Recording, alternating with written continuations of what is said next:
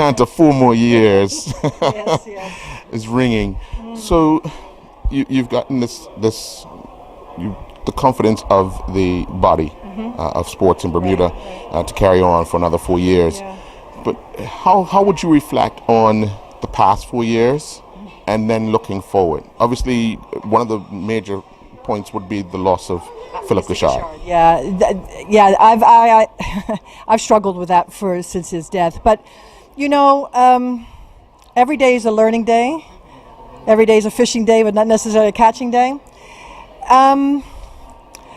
Information, transparency is very important, and it's a two-way street. We put information out there. NSGBs have got to respond to it.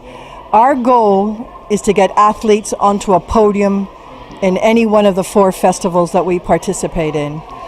I can honestly tell you now that in the 2017-2020 quadrennial, there is going to be money available to get these athletes on their journey to success.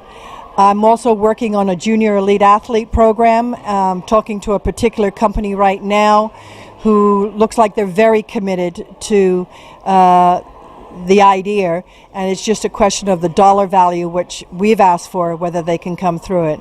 Also, our partner, Bermuda Commercial Bank, really is about the next generation and how we can work to educate youth about a healthy lifestyle, what it takes to become an Olympian. I've just been talking with Patrick Singleton in the World Olympian Association, how we can work better together to get Olympians to give back to the Bermuda Olympic Association, insisting getting these athletes going forward. So it's all about education now, and educating the youth of what is available to them, and trying to ensure that they can take that path along with what we're trying to achieve. Without a doubt, when you first took over, because this is your 3rd term, That's correct. right? Information, as far as the IOC giving out information, you have all these different bodies now. Yeah. Information's flooding out. Yeah. How much involvement do you see the Bermuda Olympic Association in making sure that the national sports governing bodies are aware of the information and then can work on it?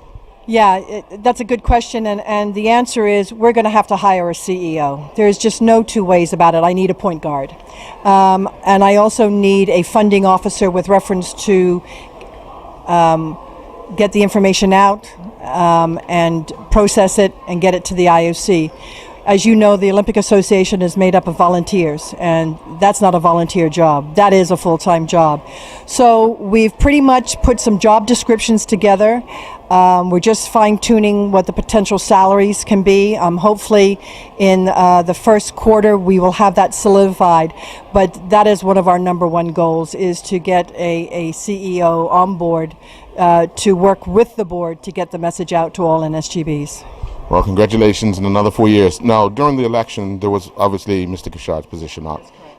Who was elected to that position? Yeah, I'm more than happy to give you the executive board, Earl. Of course, I'm president. Vice president is Brenda Dale. Secretary General is Mr. Stanley Douglas. Treasurer is Carlos Lee. And our members are Patty Petty, Couture Horton Parent Chief, Craig Brown, and David Subert. The one thing that's different this time is that so that we can ensure that there is continuity, 4 members of the executive board were voted in for 4 years, and 2 members were voted in for 2 years, so that there is a rotation of continuity should anything happen, which we've been through, that we can ensure that the process is clear and straightforward. Which 2 were the 2 years? The 2 years are Brenda Dale and Stanley Douglas, and then David Subert and Craig Brown. The others are all 4 years. All right, well, congratulations. Thank you so much. First of all, congratulations, Mr. Stan Douglas, the new General Secretary of the Bermuda Olympic Association. Big shoes to fill. Thank you very much. Absolutely.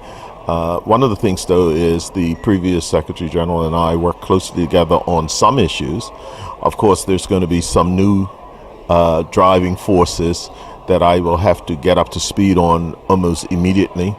However, I think that we have a good team within the BOA, and each person has found a way to capitalize on their skills within the organization.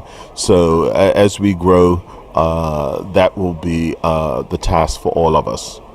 There's a lot of people on the outside that look at the Secretary General's position as one of, how would I say it,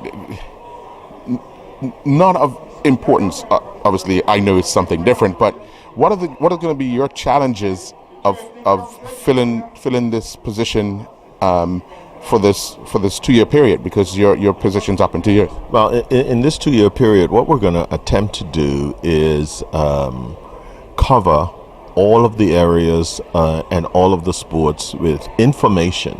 One of the things with the Secretary General's post is it is the key post for information, and along with that, it will be driving programs with other members of the executive to ensure that we're assisting the what we call the NSGBs, the National Sports Governing Bodies, in achieving their goals.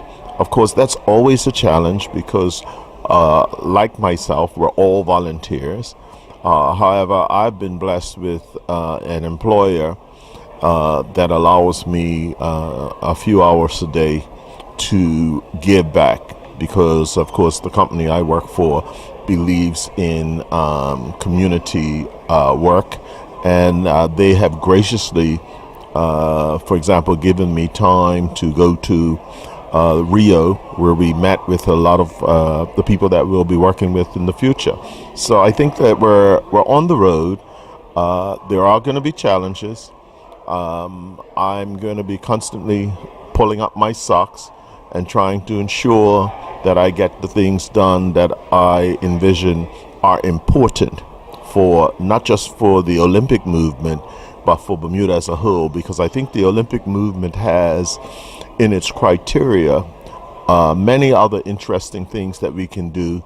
Some of it is an outreach program to young people, letting them know how important sport can be in their life, and the discipline that comes with sport, and the opportunities that the BOA and government are providing with financing for their future goals. Well, congratulations and season's greetings. Thank you very much, sir. Right.